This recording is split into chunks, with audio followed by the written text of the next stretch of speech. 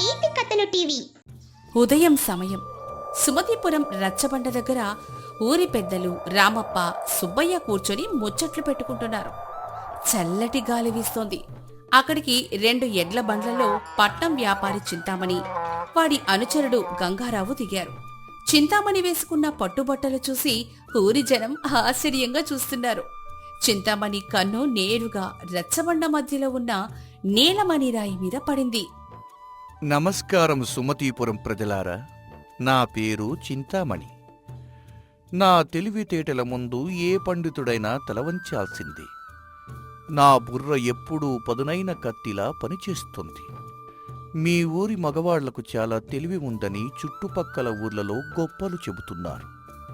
ఆ గొప్పలు నిజమో కాదో తేల్చుకోవడానికి నేను స్వయంగా ఇక్కడికి వచ్చాను. అవునవునా, మా యజమాని గోరి మెదడు మామూలు మెదడు కాదండి. అందులో ఆవకాయ బదులు అపారమైన జ్ఞానం నిలువ ఉంది. ఆయన అడిగే ప్రశ్నలకు సమాధానం చెప్పడం భూమండలం మీద ఎవరితరం కాదండి. ఓహో, గంగారావు గారు, మీ యజమాని గారి తలకాయ ఎప్పుడూ అంత బరువుగా ముందు కొంగి ఉంటుందేమిటా అని నేను ఆశ్చర్యపోతుంటాను. అందులో ఆవకాయ కాకుండా జ్ఞానం నిండి ఉండటం వల్లే ఆ బరువు అన్నమాట. బాగుంది బాగుంది. సుబ్బయ్య, అలా అనకూడదు. అతిథులను గౌరవించడం మన ధర్మం. చింతామణి గారు, మీ తెలివితేటల గురించి మేము విన్నాం. కానీ ఇక్కడికి రావడానికి అసలు కారణం ఏంటి? సూటిగా చెప్పండి. మాకు పొలాల్లో చాలా పనులున్నాయి. మరి నా సూటిదనం నా పందెంలోనే ఉంటుంది రామప్ప. మీ ఊరి మగవాళ్లకు నిజంగా అంత తెలివి ఉంటే నాతో పందెం కాయండి. నేను 4 కష్టమైన పనులు చెబుతాను. మీలో ఎవరైనా ఆ పనులు చేస్తే నా బండి నిండా ఉన్న పట్టు వస్త్రాలు, నా ఆస్తి మీ ఊరికి రాసిచ్చేస్తాను. పందేలు సవాళ్లు మన పల్లెటూరికి వద్దు చింతామణి గారు. మీరు విశ్రాంతి తీసుకుని సంతోషంగా పట్నం వెళ్ళిపోండి. మాకు ఎవరి ఆస్తి అవసరం లేదు. హోహోహో, భయపడుతున్నారా పెదకాపుగారు? ఒకవేళ మీరు నా పందెంలో ఓడిపోతే ఆ రచ్చబండ మీద ఉన్న ఆ పురాతన నీలమణి రాయిని నాకు ఇచ్చేయాలి. ఆ రాయి అంటే నాకు చాలా ఇష్టం. చెప్పండి, పందెంలో మీ తలకాయలు పనిచేస్తాయా, లేక మీ చేతులెత్తేసి మీ ఓటమిని ఒప్పుకుంటారా? ఒప్పుకోండి బాబయ్య. మా యజమాని ముందు మీరు నిలబడలేరు. పరువుగా ఆ రాయి మాకిచ్చేస్తే మేము ఉడాయిస్తాం. ఆగండి పెదకాపు గారు. పట్నం నుండి ఇంత దూరం వచ్చిన అతిథిని ఉత్త చేతులతో పంపడం మన ఊరి మర్యాద కాదు. వారు అడిగినట్టే ఆతిథ్యం ఇద్దాం. సరే చింతామణి గారు, మీ పందెం మాకు అంగీకారమే. మీ బుద్ధికి పదును పెట్టే మీ మొదటి సవాల్ ఎందుకు చెప్పండి. సభాసదులారా వినండి. నా మొదటి పని చాలా సులభమైనది. గంగారావు, ఆ బండిలో ఉన్న అతిపెద్ద అరిటాకు తీసుకురా. గంగారావు పరుగున వెళ్లి ఓ పొడవైన అరిటాకు తీసుకొచ్చాడు. చింతామణి ఆ ఆకును రచ్చబండ ముందు నేల మీద పరిచాడు. రామప్ప, ఇప్పుడు నువ్వు, నేను ఇద్దరం ఒకేసారి ఈ అరిటాకు మీద నిలబడాలి. కానీ నిబంధన ఏమిటంటే ఇద్దరం ఒకే ఆకు మీద ఉన్నా సరే, నేను నిన్ను చూడకూడదు, నువ్వు నన్ను చూడకూడదు. నేను చేతులు చాపినా నువ్వు నాకు అందకూడదు. అలాగని కళ్లకు గంతలు కట్టుకోకూడదు. ఒకరికి ఒకరు వీపులు తిప్పుకొని నిలబడకూడదు. నేను అటువైపు చూస్తుంటే నువ్వు నా వైపే చూడాలి. దేనితోనూ బంధించకూడదు. ఇది సాధ్యమేనా? చూశారా మా యజమాని తెలివే. ఒకే ఆకు మీద నిలబడే ఒకరికొకరు మొహాలు చూసుకుంటూ ఒకరినొకరు తాకకుండా ఉండటం బ్రహ్మదేవుడి తరం కూడా కాదు. మరి మీరు ఓడిపోయినారు. ఆ నీలమణి రాయి మాదే. ఏంటి రామప్ప ఇది? ఒక చిన్న ఆకు మీద నిలబడితే ఇద్దరం తగులుకుంటాం కదా. వీపు తిప్పకూడదు అంటున్నాడు, కళ్ళు మూసుకోకూడదు అంటున్నాడు. ఇది ఎలా సాధ్యం? సుబ్బయ్య, కంగారు పడమాక. కళ్ళు తెరిచి చూస్తే ప్రకృతి ప్రతి సమస్యకు పరిష్కారం చూపుతుంది. చింతామణి గారు, దయచేసి ఆ అరిటాకు పట్టుకునే ఆ రచ్చబండ పక్కన ఉన్న పంచాయతీ గది తలుపు దగ్గరకు రండి. అందరూ ఆ గది తలుపు దగ్గరికి వెళ్లారు. ఆ గదికి పెద్ద చెక్క తలుపుంది. సుబ్బయ్య, ఆ తలుపు కింద ఉన్న సందులో నుండి ఆ అరిటాకును సగం లోపలికే సగం బయటికి ఉండేలా పెట్టు. సుబ్బయ్య ఆకును తలుపు కింద సందులో పెట్టాడు. రామప్ప గది లోపలికెళ్లి ఆకు సగభాగం మీద నిలబడ్డాడు. చింతామణి బయటున్న సగభాగం మీద నిలబడ్డాడు. రామప్ప తలుపును గట్టిగా మూసేశాడు. చింతామణి గారు, ఇప్పుడు నేను అరిటాకు మీద నిలబడి ఉన్నాను. మీరు అదే అరిటాకు మీదే ఉన్నారు కదా. మనం ఒకే ఆకు మీద ఉన్నాం. మీరు నా వైపే చూస్తున్నారు, నేను మీ వైపే చూస్తున్నాను. కాని మధ్యలో ఈ చెక్క తలుపు అడ్డుగా ఉంది. మీరు కళ్ళు తెలిసి నన్ను చూడలేరు, చేతులు సాపిన నన్ను తాకలేరు. మీ మొదటి సవాలు పూర్తయింది.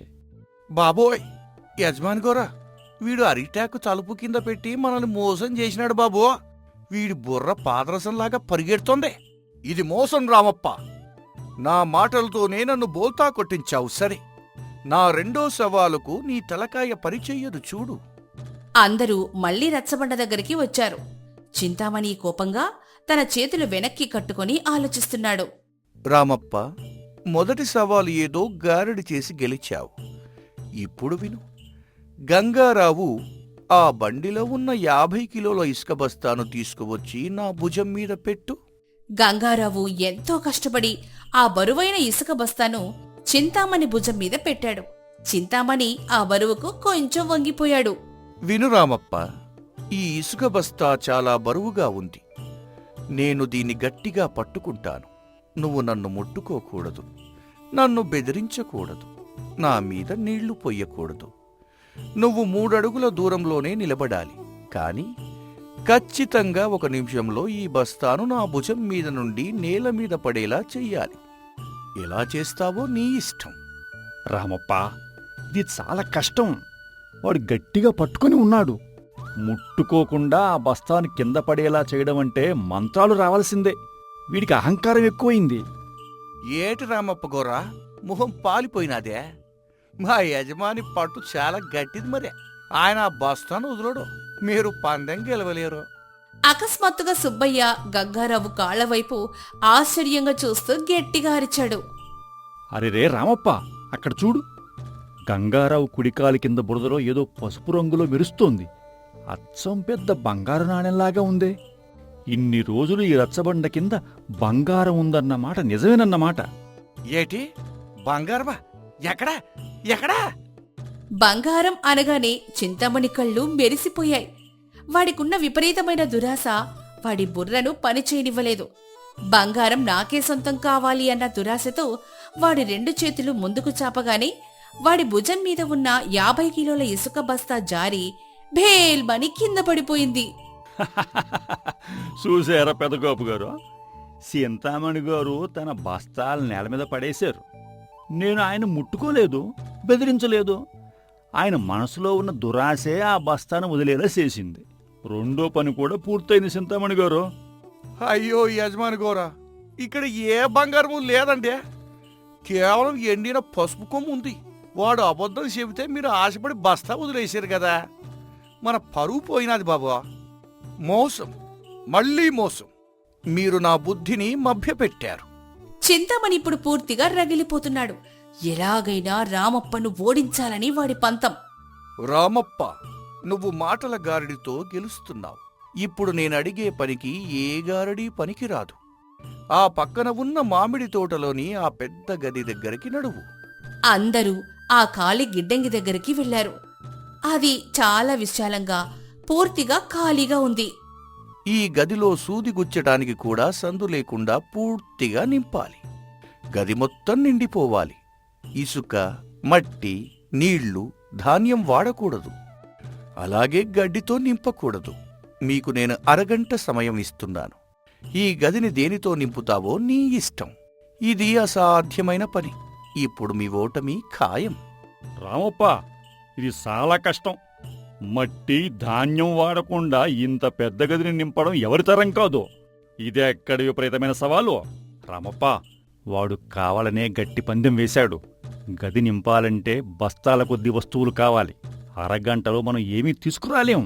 సుబ్బయ్య, మనిషి కన్ను చూడలేనివి సృష్టిలో చాలా ఉన్నాయి. కంటికి కనిపించే వాటితోనే గదిని నింపాల్సిన అవసరం లేదు. నాకు చిన్న సాయం చెయ్యి.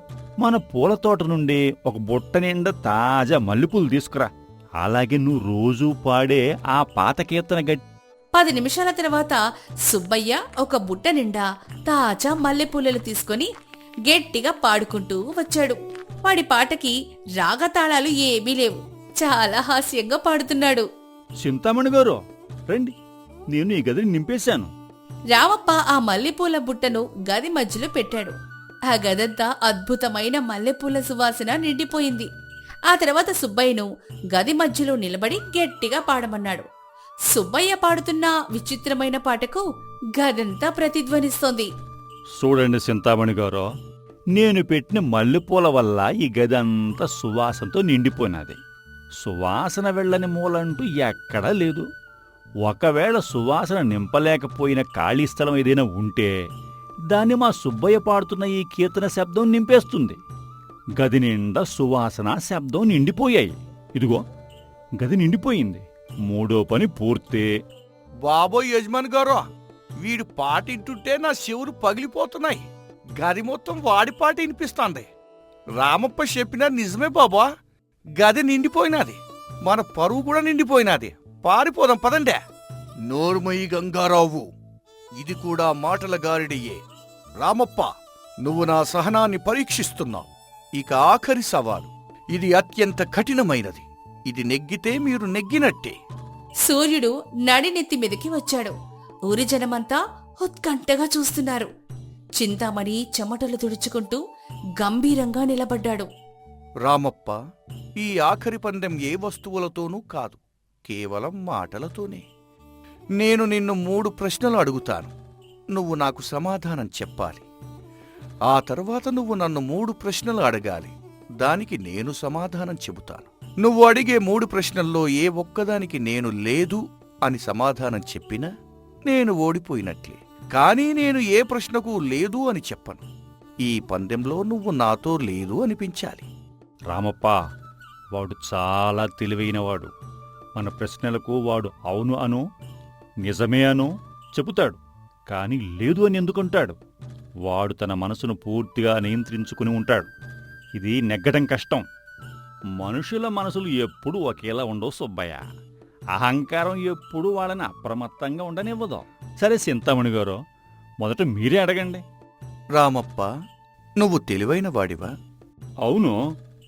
నీకు ఈ ఊరి మీద ప్రేమ ఉందా? ఖచ్చితంగా ఉంది. ఈ పందెంలో ఓడిపోవటానికి నువ్వు సిద్ధంగా ఉన్నావా? దానికి కాలమే సమాధానం చెబుతుంది. సరే, ఇప్పుడు నీ వంతు రామప్ప. నాతో లేదు అనిపించు చూద్దాం. చింతామణి గారు, మీరు ఈ చుట్టుపక్కల ఊర్లలో అందరికంటే గొప్ప ధనవంతులా? అవును, నా అంతటి ధనవంతుడు ఎవ్వరూ లేరు. మీరు ఎంతో తెలివైనవారు. మీ బుద్ధి చాలా సూక్ష్మమైంది కదా. ఖచ్చితంగా నా తెలివికి తిరుగులేదు. అవును. రామప్ప ఒక క్షణం ఆగి పక్కనే ఉన్న గంగారావు వైపు చూసి నవ్వాడు.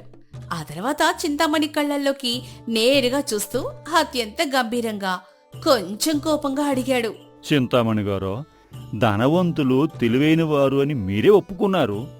కాని మొన్న రాత్రి మా ఊరి గుడి వెనక ఉన్న పురాతన బంగారు నాణేల మూటను మీరే కదా రహస్యంగా దొంగిలించింది. ఆ దొంగతనం చేసింది మీరే కదా, నిజం చెప్పండి. దొంగతనం అనే మాట వినగానే చింతామణి గుండె ఆగిపోయినంత పనైంది. ఊరి జనం ముందు తనను దొంగ అనగానే వాడి అహంకారం దెబ్బతినింది. పరువు పోతుంది అన్న భయం వాడి మెదడుని కమ్మేసింది. పందెం నిబంధన మర్చిపోయి ఆవేశంతో ఊగిపోతూ అరవడం మొదలెట్టాడు. ఏయ్ రామప్ప, ఎంత మాటన్నా! నేను చాలా గౌరవమైన వ్యాపారిని. నేను ఎలాంటి దొంగతనం చేయలేదు. ఆ బంగారు నాణాల మూటను నేను దొంగలించలేదు. నా దగ్గర ఆ మూట లేదు, లేదు, లేదు. విన్నారా పెదగోపు గారు? పట్నం వ్యాపారి తన నోటితో తానే 3 సార్లు లేదు లేదు లేదు అని ఒప్పుకున్నాడు. నా 3వ ప్రశ్నకు మీరు లేదు అని సమాధానం చెప్పారు. చింతామణి గారు, మీరు పందెం ఓడిపోయారండి. అయ్యో ఈ యజమాని గోరా, వాడు మిమ్మల్ని దొంగ అన్న కోపంలో మీరు పందెం మర్చిపోయే లేదు అనేశారు. వాడి తెలివి ముందు మనం తేలిపోయినాం బాబా. వాడి వల చాలా గట్టిదే. మనం పూర్తిగా ఇరుక్కుపోయినాం. ఇక మన బండి వాళ్ళకి రాసియ్యాల. మన పరువు బజార్ను పడిందే. చింతామణి ముఖం పాలిపోయింది. తన కోపమే తన కొంప ముంచిందని వాడికి అర్థమైంది. రామప్ప తెలివితేటల ముందు వాడి అహంకారం నీరుగారిపోయింది. వాడికి ఏం మాట్లాడాలో మాటే రాలేదు. రామప్ప, నీ వాదన ముందు నా గర్వం పూర్తిగా ఓడిపోయిందయ్యా. అసాధ్యమైన ప్రశ్నలకు అంతకంటే అసాధ్యమైన సమాధానాలు చెప్పి నా నోరును మూయించావు. నా కోపాన్ని వాడుకుని నా చేతే పందెం ఓడేలా చేశావు. సుమతీపురం మగవాళ్లకు నిజంగానే చాలా తెలివితేటలు ఉన్నాయి. నేను మనస్ఫూర్తిగా అంగీకరిస్తున్నాను. నా గుర్రపు బండి, అందులో ఉన్న పట్టు వస్త్రాలు అంతా పందెం ప్రకారం మీ ఊరికే ఇచ్చేస్తున్నాను. నన్ను వెళ్ళనివ్వండి. చూశారా చింతామణి గారు, ఇతరుల ఆస్తిని, ఊరి గౌరవాన్ని తక్కువ అంచనా చేసి దురాశతో వస్తే చివరికి ఇలాగే ఖాళీ చేతులతో వెళ్లాల్సి వస్తుంది. మా వాళ్లకు కండబలం కంటే బుద్ధిబలం ఎక్కువ. చింతామణి, గంగారావు ఇద్దరూ పట్నం వైపు వెళ్లడానికి సిద్ధమయ్యారు. వాళ్ల ముఖాల్లో ఓటమి స్పష్టంగా కనిపిస్తోంది. అప్పుడు రామప్ప వాళ్ళని ఆపాడు. ఆగండి చింతామణి గారు, మీ సంపద మాకు అక్కర్లేదు. మీ బండి మీరు తీసుకుని వెళ్ళండి.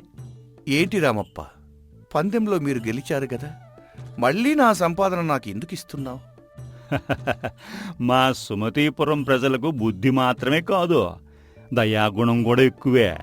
మా శ్రమతో పండించుకున్న ధాన్యం తప్ప పరుల సొమ్మును ఉచితంగా తీసుకోవడం మా ఆచారంలో లేదు. మా ఊరి నీలమణిరాయి ఎలాగైతే మాకు పేణమో, మీ కష్టార్జితం మీకు అంతే ముఖ్యం. దాని లాక్కోవడం ధర్మం కాదు. మీ గర్వం ఓడిపోయిందే, అది చాలు మాకు. ఇక మీరు సంతోషంగా వెళ్ళండి. రామప్ప గోరా, మీ తెలివితేటలకే కాదు, మీ మంచి మనసు కూడా మేం దాసోహం. మా యజమాని గర్వాన్ని అణిచినారు, కాని ఆయన బతుకును లాక్కోలేదు. మీరు దేవుళ్ళు బాబయ్య. రామప్ప, మీరు చాలా గొప్పవారు. నా అహంకారాన్ని మీరు మాటలతోనే గెలిచారు. ఈ సుమతీపురం పేరు వింటేనే ఇక నేను 2 చేతులెత్తి దండం పెడతాను. మీ బుద్ధిబలం ఎప్పటికీ వర్ధిల్లాలి. వస్తాను. చింతామణి, గంగారావు సంతోషంగా తమ బండెక్కి వెళ్లిపోయారు. కండబలంతో చేసే యుద్ధంలో ఒకరు నష్టపోతారు, కాని బుద్ధిబలంతో చేసే యుద్ధంలో శత్రువు ఆలోచన మాత్రమే చనిపోతుంది, మనిషి బ్రతుకుతాడు అని రామప్ప నిరూపించాడు. సుమతిపురం ఊరి జనం నవ్వుల మధ్య కథ ప్రశాంతంగా ముగుస్తుంది. నీతి: సమయస్ఫూర్తి. ఎంతటి క్లిష్టమైన సమస్యనైనా సమయస్ఫూర్తితో, ప్రశాంతమైన మెదడుతో ఆలోచిస్తే సులభంగా పరిష్కరించవచ్చు. సమస్య కంటికి కనిపించేదాన్ని బట్టి కాదు, బుద్ధితో ఆలోచించే విధానాన్ని బట్టి సులభమవుతుంది. అహంకారం వద్దు. మనకున్న తెలివితేటలను లేదా సంపదను చూసుకొని గర్వపడకూడదు. ఎదుటివారిని తక్కువ అంచనా వేస్తే పరాభవం తప్పదు.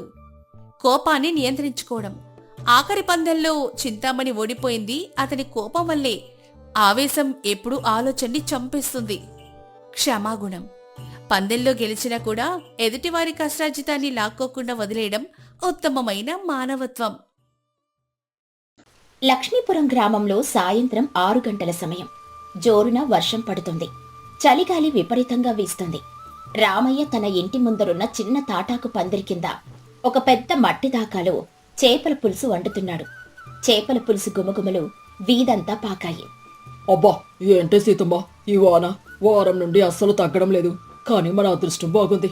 ఈ చలిలో వేడివేడి చేపల పులుసు వాసనకి జనాలు గొడుగులు వేసుకుని మరీ కొనుక్కోడానికి వస్తున్నారు. ఈ రోజు మన వ్యాపారం బల జోరుగా సాగుతోంది. అవునండి, మీ చేతి వంటంటే ఊర్లో అందరికీ పిచ్చే కదా. ఈ చింతపండు పులుసు, నూరిన మసాలా ఘాటుకు చలి పారిపోవాల్సిందే. ఆ పొయ్యి కింద కాస్త మంట పెంచండి, కూర త్వరగా మరుగుతుంది. అవునే, ఉన్న చేపలన్నీ అయిపోవచ్చాయి. ఇంకొక పూట వ్యాపారం జరిగితే ఈ వర్షానికి మనకు కావాల్సిన రేషన్ సామాన్లన్నీ కొనుక్కోవచ్చు. దేవుడు మనల్ని చల్లగా చూశాడు. ఈ వానాకాలం మన కష్టాలు తీరిపోయినట్లే. సీతమ్మ నవ్వుతూ, నిజమేనండి, కానీ ఆ ముఖ వీధిలో ఉండే పిసినారి సుబ్బారావు గారు, కాంతమ్మోదిర ఇటువైపే వస్తున్నట్లున్నారు చూడు. వాళ్ళిక్కడికి వస్తున్నారంటే నాకెందుకో అనుమానంగా ఉందండి. వాళ్ళు ఉచితంగా తినడానికి ఏమైనా ప్లాన్ చేశారేమో. వాళ్ళ ముఖాలు చూస్తుంటేనే భయంగా ఉంది. రామయ్య నిట్టూరుస్తూ, సర్లేవే, వస్తే రానివ్వు. చట్ట ప్రకారం డబ్బులిస్తేనే కూర వడ్డిస్తాం, లేకపోతే గిన్నె మీద చెయ్యి కూడా పెట్టనివ్వను. మన కష్టాన్ని ఉచితంగా పంచిపెట్టడానికి మనం సత్రం నడపడం లేదు కదా. వాళ్ళు ఏమంటారో చూద్దాం. అప్పుడే సుబ్బారావు, కాంతమ్మ ఇద్దరూ చలికి వణుకుతున్నట్లు నటిస్తూ రామయ్య పందిరి కిందకు వచ్చారు. సుబ్బారావు ముక్కు తిప్పుతూ గాలి గట్టిగా పీల్చి, అబ్బా రామయ్యో, ఏటయ్యా ఈ వాసన? నీ చేపల పులుసు వాసన మా ఇల్లు దాటి పక్క వీధి దాకా కొడుతుంది. ఈ చలికి తట్టుకోలేక నీ వంట రుచి చూద్దామని మేమిద్దరం ఇలా వానలో తడుచుకుంటూ వచ్చాం. ఏదే ఆ కుండల నుండి మంచి ముక్క తీసివ్వు. అవును మరదల సీతమ్మ, మా ఇంట్లో పొయ్యి తడిసిపోయింది. వండటానికి ఎండు కట్టలు లేవు. అందుకని మీ అన్నయ్య గారు రామయ్య చేతి వంట తిని చాలా రోజులైంది, కాస్త పులుసు అన్నం వడ్డించు అని నన్ను బలవంతంగా ఇక్కడికి తీసుకొని వచ్చారు. లేకపోతే మేము బయటకు వచ్చేవాళ్ళమే కాదు. రామయ్య నవ్వుతూ కవర్ చేస్తూ, రండి బావుగారు, రండి వదిన గారు. ఈ వర్షంలో ఈ చేపల పులుసు తింటే నరాలన్నీ లేచొస్తాయి. ఒక ప్లేట్ అన్నం, ఒక పెద్ద చేప ముక్క 30 కాసులవుతుంది. మీకెన్ని ప్లేట్లు కావాలండి? ముందు డబ్బులిస్తే వేడివేడిగా వడ్డిస్తాను. సుబ్బారావు ముఖం చిట్లించి, ఏంటయ్యో రామయ్యో, కన్న చుట్టాలో ఇరుగు పొరుగు వాళ్ళం వస్తే అప్పుడే వ్యాపారం కాసులు అంటూ మాట్లాడుతున్నావు. ముందు వడ్డించు, తిన్నాక నీ డబ్బులు ఎక్కడికి పోతాయి చెప్పు. మాకంత ఆకలిగా ఉంది. నీ మీద నాకంత నమ్మకం లేదా ఏమిటి? సీతమ్మ బాధగా, అలాగేనండి అన్నగారు, మీరు కూర్చోండి వడ్డిస్తాను. వేడి వేడి అన్నం మీద ఈ చింతపండు చేపల పులుసు వేస్తుంటే చూడండి ఎలా ఉందో. మీరు తిని చెప్పండి మా వ్యాపారం ఎలా ఉందో. సీతమ్మ 2 పెద్ద అరిటాకుల్లో నిండుగా అన్నం, 2 పెద్ద చేప ముక్కలు, మునిగేలా పులుసు వడ్డించింది. సుబ్బారావు కాంతమ్మ ఇద్దరు రాక్షసుల్లా ఎగబడి ఒక్క ముక్క కూడా వదలకుండా 5 నిమిషాల్లో మొత్తం లాగించేశారు. వాళ్ళకా రుచి అమృతంలా అనిపించింది. సుబ్బారావు చేతులు కడుక్కొని ముఖం మార్చి, చిచ్చే, ఏంటయ్యా రామయ్య ఇదే? దూరం నుండి వాసన చూసి ఏదో అమృతం అనుకుంటే కూరలో అసలు ఉప్పే లేదు. పైగా చేపలు సరిగ్గా ఉడకలేదు సరికదా, కుళ్ళిపోయిన వాసన వస్తున్నాయి. ఇలాంటి వంట ఎలా చేస్తున్నావయ్యా నువ్వు? అవును మరదలా, నాకైతే ఈ కూర తినగానే కడుపులో వికారం వచ్చేస్తుంది. రేపొదయం నాకు వాంతులు అవ్వడం ఖాయం. ఇలాంటి చెత్త కూర వండి మా దగ్గర 30 కాసులు అడుగుతావా? మేము ఒక్క కాసు కూడా ఇచ్చేదే లేదు. పైగా మా ఆరోగ్యం పాడు చేసినందుకు మీరే మాకు వైద్యుడి ఖర్చులివ్వాలి. రామయ్య ఆశ్చర్యంగా కోపంతో, ఏంటండి చెల్లమ్మ గారు అంత మాట అన్నారు? ఊర్లో 100 మంది తిన్నారు, అందరూ అమృతంలో ఉందన్నారు. మీరేమో ప్లేట్లు మొత్తం తుడిచేసి పిల్లిలాగా అంతా నాకేశాక ఇప్పుడు కూర బాగోలేదని డబ్బులు ఎగ్గొడుతున్నారా? ఇది చాలా అన్యాయం బావగారు. నా కష్టం మీకు కనిపించడం లేదా? సుబ్బారావు దబాయిస్తూ, ఓయ్ రామయ్య, ఎక్కువ మాట్లాడుకో. పెద్ద మనుషులం మేము. అబద్ధం చెబుతావా ఏంటి? కూర దరిద్రంగా ఉంది కాబట్టే డబ్బులు ఇవ్వడం లేదు. నువ్వేం చేసుకుంటావో చేసుకోపో. రేపు ఊరి పంచాయతీలో నీ దుకాణం మూయిచ్చేస్తాను చూడు. అదే సమయానికి ఊరి పెద్ద అంజన్న, అతని భార్య సుశీలమ్మ గొడుగు పట్టుకొని అక్కడికొచ్చారు. సుబ్బారావు దబాయింపులు వాళ్ళు విన్నారు. అంజన్న గంభీరంగా, ఏంటయ్యో సుబ్బారావు, ఈ జోరు వారలో రామయ్య పందిరి కింద అంత గట్టిగా అరుస్తున్నావు? రామయ్య చేసిన చేపల పులుసు వాసన నా ముక్కు పుట్టాలు పగలగొడుతుంటే నువ్వేంటి కూర బాగోలేదంటున్నావు? నాకేదో అనుమానంగా ఉంది సుబ్బారావు. అవును కాంతమ్మ, మీ ఇద్దరి ఆకులు చూస్తే అర్థమవుతుంది. అన్నం మెతుకు కూడా లేకుండా చేప ముళ్ళు కూడా నమిలేసినట్లు క్లీన్గా ఉన్నాయి. కూర బాగోకపోతే ఆకులు అలా ఎలా తుడిచేస్తారమ్మా? బాగాలేనప్పుడు సగం వదిలేయాలి కదా. మాకు తెలియక అడుగుతానులే. కాంతమ్మ గాభారా పడుతూ, అది కాదండి సుశీలమ్మ గారు, ఆకలి ఎక్కువై ఎలాగోలా మింగామంతేగాని కూరలో అస్సలు రుచే లేదు. చేపలు కూడా పాతవి, కుళ్ళిపోయినవి తెచ్చాడు రామయ్య. వాడు మా ప్రాణాలు తీసేలా ఉన్నాడు. అందుకే డబ్బులు ఇవ్వడం లేదు. మీరు కూడా ఇక్కడ తినకండి, రోగాలొస్తాయి. అంజన్న నవ్వుతూ రామయ్యకు కన్ను గీటుతూ, ఓహో అలాగా సుబ్బారావు గారు, మీరన్నది నిజమే కావచ్చు. ఈ రామయ్య పాత చేపలు తెచ్చి వండుతున్నాడు. నాకు కూడా అనుమానంగానే ఉంది. అందుకే ఈ రోజు రాజమండ్రి నుండి తెచ్చిన ప్రత్యేకమైన చేపలతో నేను వాడికిచ్చి ఒక కూర వండించాను. అది లోపలే దాచుంది. సుబ్బారావు ఆశగా కళ్ళు పెద్దవి చేసి, రాజమండ్రి చేపలా? అవేం చేపలండి అంజన గారు? వాటి రుచి ఎలా ఉంటుంది? మీరెందుకు తెచ్చారు వాటిని? అవి మామూలు చేపలు కావు సుబ్బారావు. వాటిని రాజమండ్రి రాతి చేపలు అంటారు. ఎంతటి భయంకరమైన వర్షంలో అయినా ఆ పులుసు తింటే ఒంటికి అమితమైన బలం వస్తుంది. నొప్పులన్నీ మాయమైపోతాయి. కాకపోతే ఆ కూర కేవలం అబద్ధాలు చెప్పని పతివ్రతలకు, నిజాయితీ పరులైన ఉత్తములకు మాత్రమే అమృతంలా రుచిస్తుంది. ఎవరైనా అబద్ధాలు చెప్పేవాళ్ళు తింటే అది విపరీతమైన చేదుగా కారంగా మారిపోయి వాళ్ళ నోరు పడిపోతుంది. కాంతమ్మ కంగారుగా, ఆమె బాబోయ్, నోరు పడిపోతుందా? అలాంటి చేపలు కూడా ఉంటాయా ఏంటి అంజన్న గారు? మీరు నన్ను భయపెడుతున్నారు. నేనెప్పుడు ఇలాంటి చేపల గురించి వినలేదే. సుశీలమ్మ వెటకారంగా నవ్వుతూ, ఉంటాయి కాంతమ్మ, ఎందుకుండవు? ఉత్తమ గుణాలున్న వాళ్లకు అది రాజభోగంలా ఉంటుంది. రామయ్య, అంజన గారు తెచ్చిన ఆ రాతి చేపల పులుసు దాకా ఇటు తీసుకునిరా. మన సుబ్బారావు గారు నిజాయితీ పరులు కదా, ఆయనకు కాస్త వడ్డించు. ఆయన రుచి ఎలా ఉందో చెబుతారు. అంజన్న రామయ్యను లోపలికి తీసుకుని వెళ్లి అంజన్న గుసగుసగా, ఒరే రామయ్య, ఆ వెనక గదిలో నిన్నటి చింతపండు తొక్కు, దట్టించిన గుంటూరు మిరపకాయల కారం, చేదు వేప పువ్వు రసము ఉన్నాయి కదా. వాటన్నిటిని కలిపి ఒక పాడుపడిన మట్టి ముక్కను, రాతి ముక్కను చేపలాగా కోసి ఆ పులుసులో వేసి బాగా మరిగించు. ఈ సుబ్బారావు గారికి ఈ రోజు వానలో చెమటలు పట్టించాలి. రామయ్య నవ్వాపుకుంటూ, అంజన్న గారు, మీ ప్లాన్ అద్భుతం. ఆ పిసినారిగాడు ఉచితము అనగానే ఎగిరి పడతాడు. ఈ ఘాటుకి వాడి నోరు మండడం ఖాయం. వాడి చేతే నిజం చెప్పిద్దాం. నా డబ్బులు వాడు ఫ్రీగా తినేసి నన్నే దబాయిస్తాడా? వాడి పని చెబుతాను. రామయ్య గబగబా వెళ్లి అంజన్న చెప్పినట్లే ఒక రాతి ముక్కను వేసి ఉడికించి బయటికి తెచ్చాడు. ఆ పులుసు చూడ్డానికి నల్లగా ఘాటుగా ఉంది. ఇదిగో సుబ్బారావు గారు, రాజమండ్రి రాతి చేపల పులుసు సిద్ధంగా ఉంది. మీరు నిఖార్సైన నిజాయితీ పరులు కాబట్టి మీకిది అమృతంలా ఉంటుంది. రామయ్య, బావగారికి ఒక పెద్ద ముక్క వడ్డించు. ఆయన ఆకలి తీర్చాలి కదా. సుబ్బారావు ఉచితంగా వస్తుంది కదా అని ఆశగా, ఓ వడ్డించు రామయ్యో, నేనెంతటి ఉత్తమున్నో ఈ ఊరికే తెలుసు. నాకా చేదు ఎందుకవుతుంది అని ఆ రాతి ముక్క ఉన్న పులుసును నోట్లో పెట్టుకున్నాడు. సుబ్బారావు ఆ చేప ముక్క నోట్లో పెట్టుకోగానే ముఖం మొత్తం ఎర్రగా అయిపోయి కళ్ళు బయటకొచ్చేంత పనయింది. కాంతమ్మ కంగారుగా, ఏమండి, ఏమైంది? ముఖం అలా పిల్లిలా పెట్టారు. కూర రుచిగా ఉందా లేదా? ఏమైనా చేదుగా ఉందా? సుబ్బారావు కారం తట్టుకోలేక ఉమ్మేస్తే అబద్ధాల వాడని తెలిసిపోతుందేమోనని భయంతో నములుతూ, అబ్బో, ఉమ్ము, ఘాటు. చాలా అద్భుతంగా ఉంది కాంతమ్మ. కానీ ఈ చేప ముక్క కొంచెం గట్టిగా ఉంది. రాజమండ్రి చేపలు ఇలాగే ఉంటాయేమో. నా కళ్ళలో నుండి ఆనంద బాష్పాలు వస్తున్నాయి. అంజన్న నవ్వాపుకుంటూ, చూసావా కాంతమ్మ, మీ ఆయన ఎంతటి సత్యవంతుడు. కూర అమృతంలో ఉందంటున్నాడు. నువ్వు కూడా ఒక ముక్క తిను, నీ కూడా రుచి తెలుస్తుంది. మీరు కూడా పతివ్రతే కదా. కాంతమ్మ ఆశగా, అవునా, అయితే నాకు కూడా కాస్త పులుసు వట్టించినావయ్యా. కాంతమ్మ కూడా ఆ పులుసు నోట్లో పోసుకుంది. అంతే, కారానికి ఆమె చెవులో నుండి పొగలొచ్చాయి. నోరంతా మండిపోయి అల్లాడిపోయింది. కాంతమ్మ నోరు ఊదుకుంటూ ఎగురుతూ, అమ్మమ్మమ్మమ్మ, చచ్చండరోయ్, కారము, చేదు, నా నాలుగు తెగిపోయేలా ఉంది. ఏమండి, మీకిది అమృతంలా ఉందా? నా నోరంతా బొబ్బలొచ్చేస్తున్నాయి దేవుడా, నా పళ్ళు మండిపోతున్నాయి. కటిక చీకటయింది. సుబ్బారావు, కాంతమ్మ కారానికి తట్టుకోలేక నీళ్ల కోసం చీకట్లో పరిగెత్తడం మొదలుపెట్టారు. సుబ్బారావు చీకట్లో అరుస్తూ, నీళ్లు నీళ్లు నీళ్లు, ఎక్కడున్నాయి రావయ్యా నీళ్లు? నా కడుపులో మంట పడుతోంది. నా పళ్ళు ఊడిపోయేలా ఉన్నాయి. ఆ రాతి చేపను నమిలి నా నాలుక దేవుడి దగ్గరికి వెళ్ళిపోతుంది. నీళ్ళిటివ్వండి, నా నోరు కాలిపోతుంది. మీరొక్కరే తాగేస్తున్నారా ఏమిటి? నాకు కూడా నీళ్లు కావాలరా బాబోయ్.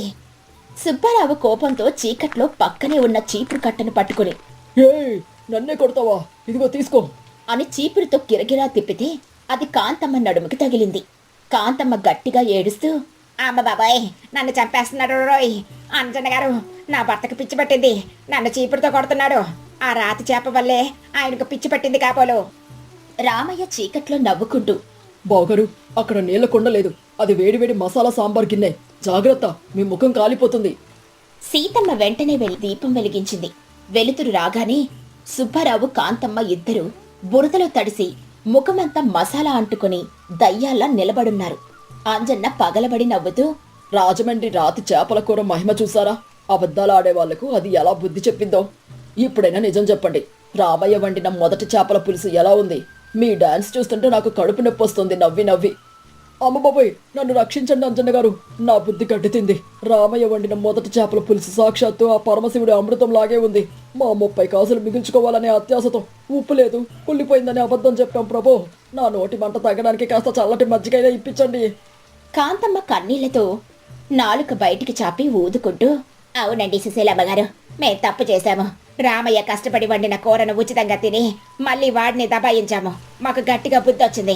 ఇక జన్మలో ఎవరి దగ్గర ఫ్రీగా తినమని అబద్ధాలు చెప్పము. మమ్మల్ని కాపాడండి, నా పెదాలు వాచిపోయాయి. అంజన్న గంభీరంగా, చూసారా సుబ్బారావు గారు, ఒక పేదవాడు ఈ కుండపోత వర్షంలో ప్రాణాలు పణంగా పెట్టి గోదావరిలో చేపలు పట్టి కట్టెలు తడిసిపోయినా కష్టపడి వండి వ్యాపారం చేస్తుంటే వాడి పొట్టగొట్టాలని చూస్తారా? మీ దగ్గర వేల కొద్ది కాసులుండొచ్చు, కానీ ఈ పేదవాడి 30 కాసుల మీద ఆశపడ్డ మీ పిసినారితనానికి ఈ రాతి చేపల శిక్ష సరైనదే.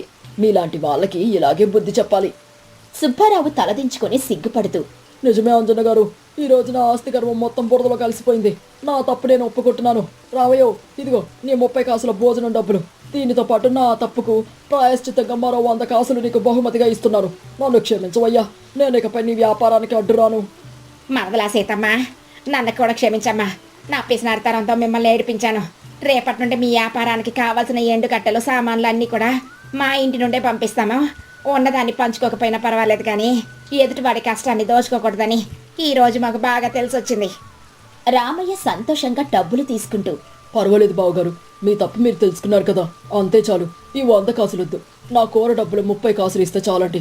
మీరు సంతోషంగా ఇంటికెళ్ళండి, నేనేమి కోపం పెట్టుకోను. అంజన్న చిరునవ్వుతో, పర్వాలేదు రామయ్య, వాళ్ళిచ్చిన పరిహారం నువ్వు తీసుకో. ఇప్పుడైనా మన లక్ష్మీపురంలో పిసినారితనం తగ్గి న్యాయం గెలిచింది. కష్టపడి వండిన కూరను గౌరవించి డబ్బులిస్తే అది అమృతమవుతుంది. దాన్ని మోసంతో ఉచితంగా లాగాలని చూస్తే అది రాతి ముక్కలా మారి పళ్ళు ఊడగొడుతుంది. అంజన్న మాటలకు అందరూ గట్టిగా నవ్వుకుంటూ చప్పట్లు కొట్టారు. ఆ రాత్రి వర్షం పడుతున్నా ఆ పందిరి కింద 6గురు కలిసి రామయ్య వండిన తాజా చేపల పులుసును ఎంతో ఆనందంగా జోకులు వేసుకుంటూ తిన్నారు. ఈ కథలోని నీతి ఏంటంటే, ఎదుటివాడి కష్టాన్ని తక్కువ చేసి చూపిస్తూ స్వార్థంతో ఉచితంగా దోచుకోవాలని చూస్తే చివరికి మనకు భయం, అవమానం, తీవ్రమైన కష్టాలే మిగులుతాయి. న్యాయంగా కష్టానికి తగిన విలువనిచ్చి బ్రతికినప్పుడే సమాజంలో గౌరవం, ప్రశాంతత దక్కుతాయి.